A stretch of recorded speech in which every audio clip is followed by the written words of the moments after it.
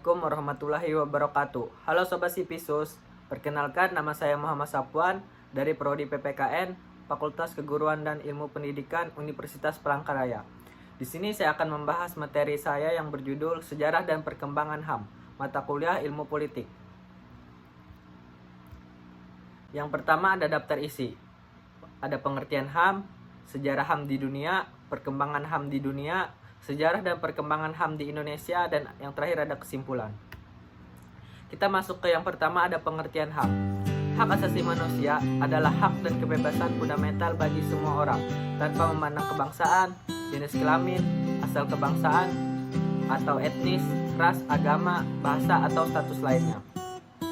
Hak asasi manusia mencakup hak sipil dan politik, seperti hak untuk hidup, kebebasan, dan kebebasan berekspresi.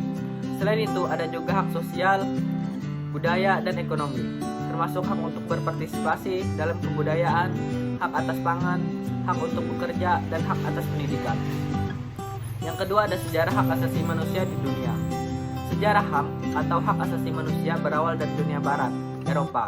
Seorang filsuf Inggris pada abad ke-17, John Locke merumuskan adanya hak alamiah atau natural rights yang melekat pada setiap manusia, yaitu hak atas hidup, hak atas kebebasan milik, pada masa itu terbatas pada bidang sipil atau pribadi dan bidang politik. Yang ketiga ada sejarah perkembangan hak asasi manusia di dunia. Perkembangan HAM ditandai dengan adanya 3 peristiwa di dunia barat, yaitu Magna Carta, Revolusi Amerika, dan Revolusi Prancis. Magna Carta 1215.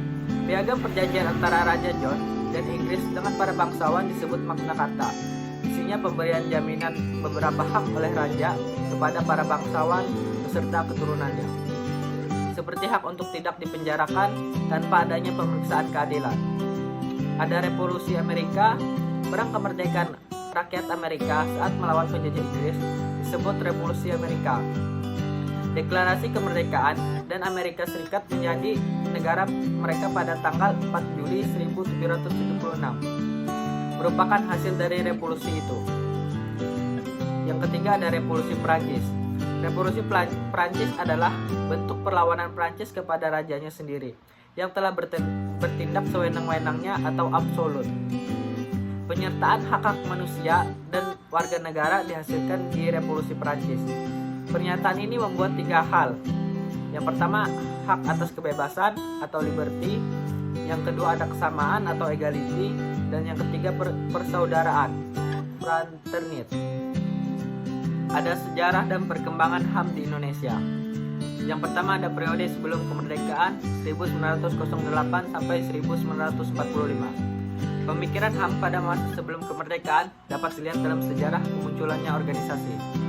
Pergerakan Nasional Budi Uetomo 1908, Serikat Islam 1911, Independence Party 1912, Perhimpunan Indonesia 1925, Partai Nasional Indonesia 1927. Lahirnya pergerakan-pergerakan yang menjunjung berdirinya HAM. Yang kedua ada periode setelah kemerdekaan 1945 sampai sekarang. Perdebatan tentang HAM berlanjut sampai periode Pakso kemerdekaan. Yang ketiga ada periode 1945 sampai 1950. Pemikiran HAM pada periode ini menekankan wacana untuk kemerdekaan, hak kebebasan untuk berikat melalui organisasi politik mulai didirikan, serta kebebasan untuk menyampaikan pendapat terutama di parlemen. Yang keempat ada periode 1950 sampai 1959. Periode ini dikenal dengan periode parlementer. Menurut catatan Bagir Manan, masa gemilang sejarah HAM di Indonesia tercermin dalam 4 indikator HAM. Munculnya partai politik dengan berbagai ideologi, adanya kebebasan pers, pelaksanaan pemilihan umum secara aman, bebas dan demokrasi, kontrol parlemen atas eksekutif. Yang kelima ada periode 1959 sampai 1966. Melalui sistem terpemimpin, kekuasaan terpusat di tangan presiden. Presiden tidak dapat dikontrol oleh parlemen, sebaliknya parlemen dikendalikan oleh presiden. Kekuasaan Presiden Soekarno bersifat absolut, bahkan dinobatkan sebagai presiden seumur hidup. Yang keenam ada periode 1966 sampai 1998. Janji-janji Orde Baru tentang HAM mengalami kemunduran pesat pada tahun 1970-an hingga 1980-an. Orde Baru menolak HAM dengan alasan HAM dan demokrasi merupakan produk Barat yang individualistik dan militeristik, bertentangan dengan prinsip lokal Indonesia yang gotong royong dan kekeluargaan. 7. Ada periode paksa Orde Baru.